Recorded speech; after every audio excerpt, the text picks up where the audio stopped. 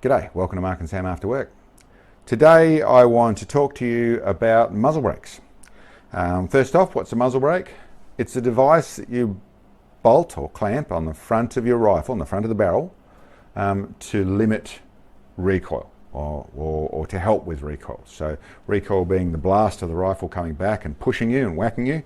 They are there to, they soften that.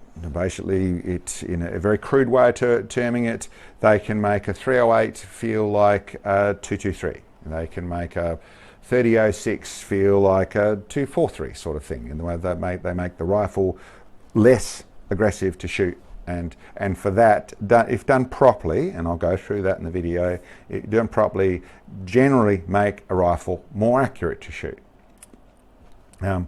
And I suppose there's one other piece that I'd like to start with, and I won't go back to it, but there's a lot of people that say a muzzle brake makes a rifle louder, makes it more noisy. No, it doesn't. Yes, it does to the immediate vicinity, so when you shoot a rifle and the bang all goes down range, and especially shooting in ranges and things like that, or shooting in a tin shed or a shelter and that sort of stuff, or with a roof over you and that type of thing out in some of the shooting ranges, then the muzzle brake reflects a lot of the noise that was going down range, reflects it back inside. So for the person sitting next to you, the people in that shed, a muzzle brake makes things louder. Does it make any more volume? No, it doesn't at all. So people talking about hunting and that sort of stuff and worried about all the noise a muzzle brake makes. No, it doesn't make any more noise at all. The noise is already made, the explosion makes the noise, but without a muzzle brake, that noise is all being sent down range. There's a certain degree of that sonic blast is getting all headed out there, where a muzzle brake actually doesn't let as much go down there. It pushes some of it back over here. Another detail, which I won't get too much into after this, but is the way you attach them. Muzzle brakes, good muzzle brakes and well set up stuff, is as a screw-on. So it actually has a thread. You have a thread on the end of the barrel, whether that's on anything, whether that's a handgun, largely I'm talking rifles, but a thread on the front of the barrel which you can screw them on. So if you don't already have a thread on your rifle, you can get it to your gunsmith and get a thread put on your rifle. There is clamp-ons. As you can see here, there's a couple of clamp-on units, which, and there's various ways they do that sort of stuff, the clamp-on unit. And listen, some of the clamp-on systems are very good. I hear of them being used on magnums and that sort of stuff and not having problems. I would tend to recommend against it. In your normal 308s and your 6.5 Creedmoors and your smaller non-magnum rounds, for sure, there's an extra fuss to go through, that type of thing. You'll find more and more rifles nowadays are coming with it, because there's also suppressors people want to run on them. But they're really, if you don't have it, yes, it's fine up until that point. Once you go magnum, even though there's clamp-ons that are recommended to be able to run with them, I don't recommend them. And that's largely because the last thing you want is a muzzle brake coming off with a bullet pushing it and firing down the range and bits of metal going all over the place and that sort of thing. And unless you are constantly checking a muzzle brake and making sure that it's not coming loose, when you're down at this end pulling the trigger, you don't get to see anything until it goes wrong. So, not saying that there's not ones that will do it just fine, and if you're checking and keeping an eye on it, lots of stuff should be fine, but my recommendation would be, if it's above, if it's moving into the magnum side of things, then go with thread on. I prefer to go with thread on anyway. I think it's worthwhile going through the pain, but I get the tyranny of distance and the expense of doing a thread and all that sort of stuff, so I get that they don't work for some people. So there is a choice. So it is a relevant choice for the companies that do the clamp on muzzle brakes. This is just some of the muzzle brakes. There's 3 of the ones that we actually make and sell on the internet there. And then there is some of the muzzle brakes that I've actually used and how I've learned about muzzle brakes and what's going on there. Some of the stuff is custom stuff I've designed, other people's muzzle brakes and all the rest of it. And I suppose I'll go through the basics of explaining how a muzzle brake works. What its main physical process is that as the gas, it bolts on the end of the barrel, obviously, onto the muzzle. And as the gas comes out, that's travelling at very high speed, it hits against the panels, or there's ports, there's holes, which end up with sections where the gas goes through, or the bullet goes through the middle, and the gas, as it's expanding, comes out and hits the wall around it. So it hits that panel. That is the main piece of the muzzle brake and the main bit it operates. That gas, as it hits against there, it pushes that forward, which counteracts the rifle going backwards. So you end up with the opposite force of your recoil, which is that hit as the gas hits that panel. And as you get larger panels or more panels, you get more hitting force that pushes the rifle forward, counteracting the recoil. So that's the main effective use of the main operation that's going on in a muzzle brake. There are some other details that happen from there, and that is that once that gas is hit there, then it bounces back to somewhere else. Now that can be bouncing back inside the brake until it gets out. That can be bouncing back in ports that are angling that gas, where the gas comes backwards or gas goes up or down in all the different directions it can go around the muzzle brake. In some cases they even have ports that actually let the gas go forward. Okay, so what that causes is the other, and it's a secondary effect, and there's probably multiple effects, but we'll just talk about it as a secondary effect in that's where the actual gas goes. Now, in a lot of cases, well, I suppose the two main things are you have angled back ports. And I'll start with that one. The angle back ports, by the gas going backwards, so the gas actually pushing back towards the shooter, that gives you your secondary effect, your secondary part of recoil retardation, or helping against the recoil. By that gas forcing backwards is also pushing the rifle forward. So that can make a muzzle brake more effective by having those angle ports. And then the next bit about it is whether it's up and down ports. Obviously you get, I don't have one here, but you have a radial brake with holes drilled all the way around it. Quite effective brakes. Largely they're normally straight drilled holes, so they really are simply using the little the wall that's hitting against inside to do the braking, and the outside is just where that gas goes. And work very well. A hunting muzzle brake is the most common place to see that. They can be very, very nice looking because they're all smooth and round and small. Don't look like much more than your barrel. It's just screwed on the end there, and you can machine them up to where they look like you've just got a barrel with a few holes drilled in the end of it. And are reasonably effective. But they have the drawback of the gas going everywhere. So especially if you're shooting prone, if you're shooting even where your muzzle's over a bench and that sort of stuff, then you get blast hitting the ground, which the gas goes everywhere, or the gas pushes stuff everywhere. So if you've got anything on there that's light and blow away, then it's going to go there. But certainly if you're shooting on the ground, you end up with a dust cloud, dirt and shrapnel and stuff all over the place. So not very pleasant to use like that. But held up, offhand, shooting in a hunting situation, leaning against a tree, shooting over the bottom of a truck and that sort of stuff, then they don't really cause any issues on that score. That's a radial brake.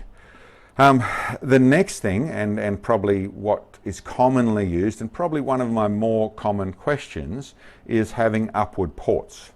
Now you can get simple brakes like this one here that have some upward ports in it. You can get brakes that like this one here. This is Hinterland Shooting Supply brake that has, as you can see, the top of it is quite open, the bottom is closed.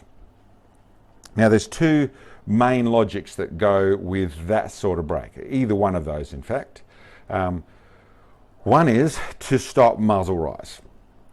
Now that means that they have all the normal bits and pieces. These actually have a bit of angle backwards as well, but they don't need to have that to that. So that they're made to be a bit more efficient with that little bit of angle back. So they've got that. But by letting the gas go to the top, that gas that's going up forces the muzzle down. Now in a fairly crude form, or in a rifle that's set up like that, where it has more for the offhand shooting in a real sense, but it's something that has a lot of muzzle rise, and that's largely because it's set up where the buttstock is lower than the axis of the rifle, so they tend to shoot up. You can put on this sort of muzzle brake and you get recoil retardation, but it also doesn't go up as much. It'll tend to actually shoot a lot flatter because of this system. There's some negatives to go with that. I won't touch that yet, but that's what that's about. This also having the flat base on it means that it doesn't blast as much dirt down. It really, even in comparison to a open muzzle or no muzzle brake, which still has gas coming out around it, these things will stop the dust from going, or the blast from going down. So to a degree, limit the amount of dust and stuff that's blowing up. So there's that way of doing that side of things. There's just this style, which just has some ports in the top, and you'll find some that are tunable, so you can change the amount of ports that are coming off of the top to help with that muzzle rise as well. And then there's styles like these ones here, where this is a custom made thing, where I've actually angled the ports up slightly to do the same thing, to stop the muzzle from rising. I suppose at that point I should stop and talk about something, and that is that muzzle brakes, it's not all good. Okay, there's some other things going on. And what we're actually talking about there is that when the way that the muzzle brake works is by the gas hitting against it to cause either retardation or change the movement of the barrel. In these cases, where they have up ports, it stops it from going up. The two problems that go with it. One is the fact that gas is coming out is there's two sets of gas. There's the main blast of gas with the explosion that comes out behind the bullet and is pushing the bullet. That's the main one. And that's where most of the action and most of the muzzle rise and most of everything actually happens. But there's a whole barrel of gas that's coming out at the same speed as the bullet in front of the bullet. So that means that whatever that muzzle brake is doing, it's happening in a microscopic level, but it's happening before the bullet leaves, because there's a charge of gas that's going whoop out fast at 3,000 kilometers an hour. So even though it's a little tiny bit of gas, it still has some motion that's actually happening prior to the bullet leaving. There's other motion happening in the rifle as well prior to the bullet leaving, because that inertia has already started before it gets out. Microscopic, and we're talking milliseconds worth, but that's part of where our true precision comes from. So if you have a muzzle brake that's doing something quite large, it's making the rifle moving in any particular form, then that's a bad thing. That you don't want that muzzle doing anything other than going dead straight backwards while that bullet is accelerating down it. So when you have something like a muzzle brake that is forcing the rifle down as it as the blast actually happens, then that's actually going to cause a slight point of impact change.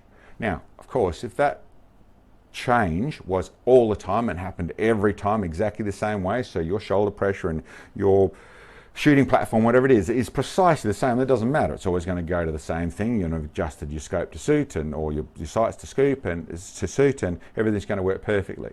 But because you, like I, am a human and we aren't completely consistent, that means that little tiny bit of movement is an issue. So largely, I tend to go down the road of, and it took me a while to get to the place and figure it out, but I don't want a muzzle brake that affects it in up and down in any form. I don't want any upward ports. I don't want to counteract muzzle rise with the muzzle brake. I want to make the rifle shoot straight by itself in setting it up, butt pad, height, chassis, all those bits and pieces, make the rifle shoot straight by itself and have a non-adjusting rifle muzzle brake that does nothing more than retard the straight forward and back is my way of trying to get the most precision. Then there's another piece that's attached to this equation, and that is really what my muzzle brakes are designed about, and that is that blast going up and down in a radial sense, even in something like this, which is a nice simple little side port muzzle brake, very nice effective brake. It's got a good size about it, so it does a good job of retarding the recoil. But because the ports are quite low, you can see from there, a bit hard to see, but the gas actually comes down to probably only 6 inches either side of the muzzle. So to shoot this in dusty conditions or in dirty conditions on grass, or even, like I said, on a bench when you've got that stuff around it, there's a fair bit of blast going down, coming all over the place. So my design, which started, and I learned from things like this with these hinterland shooting supplies, by having this flat base on the bottom of it. My simple design was to spread out that base and have the ports going to the sides, so the gas then goes further away, and it's more, as it goes further out, it's dissipating in its intensity, so there's less blast around the place. There still is some that gets on the ground, but it's a lot less. It limits the blast that hits the ground. So that's the main design of the muzzle brake on that score. There is some other details that should go into quickly, and a lot of people talk about accuracy in muzzle brakes and that side of things and how much they affect stuff. Listen, it's a very complicated conversation when you get into the finer details, when you talk air pressure and things at the crown where the bullet is releasing, and air pressure waves and the different things that are going on with it. I've largely found, and I think it's the size of the chambers, that it doesn't really affect things. What you will find is a point of impact shift through different muzzle brakes, no muzzle brake, a muzzle brake. There's a point of impact shift that's always there. Well, I should say, largely always there. That isn't really, in my summation of it, that isn't really about gas, that isn't really about pressure, that's about you changing the harmonics of the barrel. By hanging something heavy on the end of it, and this is theory, this is not proven, I haven't done the work to prove this, I just find them shoot very accurately. I get lots of feedback to say that my muzzle brakes work accurately, and I think it's the same for a lot of other good muzzle brakes. I pointed this is the Terminator. Greg over in New Zealand makes these, very efficient, very effective muzzle brake, and I'm sure there's the same sort of thing said for that. But what I'm actually talking about is that bit of extra weight actually helps the barrel in the way of the harmonics. They like a suppressor on the front of it. It's a little bit of a dampener, so it tends to settle the barrel a little bit.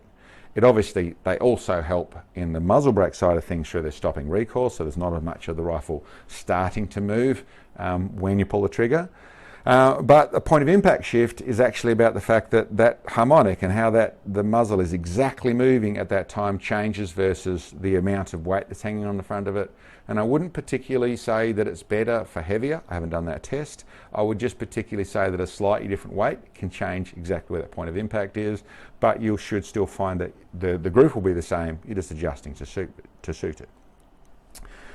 Okay, that's that. I mentioned Greg's Terminator brakes. This is a very good design. It has the same close to the ground thing, so there's going to be some more dust blown up because of it. This is a whole little container thing I built to cover one up to stop that before I started building my own brake in that size. But it has a very smart angle in here to make it's not just retarding from the blast going forward, it's also retarding from the gas going back. Works very well. But it does touch on another thing, and not suggesting his brake does this, but there are some muzzle brakes, and the classic would be I've forgotten what it's called, but there's a early Barrett brake that was a real wedge that came back where you can see the ports from the shooter. And that's a very important thing to understand, that it's been dealt with in some form or other. If you look at this muzzle brake, it's one of my early ones that I made for my 338. It had these little wings on the back of it. That was because, and this was a progressive design, I don't have all the different shapes it was while I was building it, but what can happen is if the port is exposed to where you can see it from the shooter, then what's actually going to happen, some of that gas, some of that percussion particularly, so it's not just gas, we're talking about the sonic waves of the explosion that comes out, that bang that actually happens, some of them are going to come straight back at the shooter's face.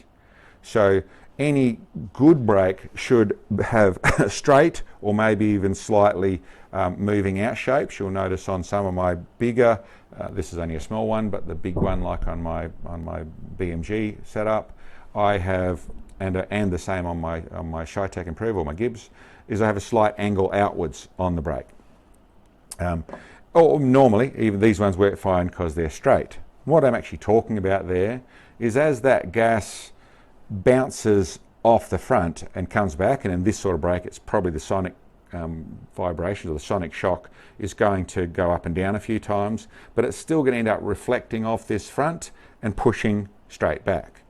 When they're dead parallel, you're going to end up where there's enough pressure where that gives you a, for want of a better word, a cone of silence, It's not silent by any means, but you don't get any percussion in your face. So mine are designed but don't have that. And then I'm not going to talk about what I don't know. You'll find some muzzle brakes that are very effective will end up where, so they do a lot of recoil retardation, but you still end up with a boom, where almost like you get a little tap on the nose when you're shooting them. And you do much shooting, you'll get a lot of sonic shock or blast in your head. Some will even push gas in you. They spoke about the early days of the military using the 50 BMGs. And when the muzzle brakes they were running, they'd end up with little bubbles coming out their eyes because of the amount of blast that their face had been seeing. Certainly I've used muzzle brakes in time gone by where I end up with this percussion feeling in the head. It just is, like I said, like you've had a little tap on the nose. That's the same sort of feeling in your sinuses and that sort of stuff. That's because there's blast coming into your face. With a straight design like this, you won't find that sort of stuff. But the moment they've got a wedge out, and then the moment they have just a little bit of the wings, I haven't got anything to show you here, but a little bit of the wings poking over the edge where, like I said, you can see that port from the shooter, then you'll tend to find it. There is some muzzle brakes where they've done smart design to answer that, like I said, by shooting the rear ports forward to correct the ports that are going back to stop it, to make it smooth on your head. But it's something that's worthwhile research if you're looking at a different muzzle brake and trying to figure that out. I think sonic shock, that is something that's very important. That bit there isn't really talking about how well the rifle will shoot with it. Where it is important is talking about the fact of comfort. There's no point shooting something rather that you end up with a head feeling like it's been whacked around with a soft bat. You need something to keep that comfort, which builds your confidence, and everything works better when it's nicer to shoot. Okay, I think that's about a list of bits and pieces. And I should go back to the pushing upwards. I've got some video of that sort of stuff, of how much that does make a rifle change. This, when I was talking about the blast upwards, I've actually seen rifles that are actually jumping up caused by rifles that are being pushed down too hard. So when that blast actually happens, as the blast actually happens, the amount of gas is actually pushing the muzzle down, and then it bounces up. People are looking to the fact they think that there's something else going on, so they're raising butt pads and changing things around because the muzzle keeps coming up, but it's actually because there's so much force blasting the muzzle down to make it actually bounce. My logic is really quite simple. A muzzle brake should be, in a precision rifle, a muzzle brake shouldn't be trying to correct any rise. It should just be going straight forward and backwards. There's another logic I would say, which is quite simple, is that over braking a rifle is not necessarily a good thing. A little bit up, yes, it can work, but for a precision rifle, it's a little better to have a little more weight in your rifle and a little less brake to make it all work. Once you've gone too far in that, you have to keep in mind that that little bit of gas just prior to the bullet leaving, if there's a double thing going on, so you've got the blast coming back and the recoil coming back and the blast pulling it forward, there's a little bit of an inherent wriggle actually happening. I haven't found it be an issue, but part of my logic would be I don't go and put a massive brake on a light rifle and try and make the whole combination work. I would tend to lift the rate of the rifle a little bit and run a brake that's more appropriate. And I suppose what I'm leading into is the most effective muzzle brake is not necessarily the best muzzle brake. Doesn't mean it isn't. It's a personal thing. There's other details going on with that. But the people who are focused on what is the best, listen, there's other details involved is what I would say. If it suits with you're not worried about blast off the ground and that side of things, then there are some very smart brakes, and the Terminator brake I've used I think is a really good quality brake and works really well for that. If there's something that and I suppose I know Greg, I'm mentioning that because I've got him in front of me, and I'm not saying there's not lots of other good brakes out there. I would say my brake, what we do, is designed for the dust and to stop that blast coming up. And that's really what I designed it about. The recommendations I do on 2 ports or 3 ports or 4 ports and that sort of stuff is really, as a basic idea, we tend to find that they, well, I suppose the thing for us is the feedback from people, how well they shoot, that sort of stuff, is been great. So they work very well, but they are really designed about letting you prone shoot in off the ground to stop that dust. It was their core design. Everything else is out of them working nicely out of, I suppose, good luck, I suppose. Beyond that point, yeah, that's an idea. Hope that makes some sense to the people. Hope that helps some people with your decisions. And thanks for checking in on us. We'll catch you next time.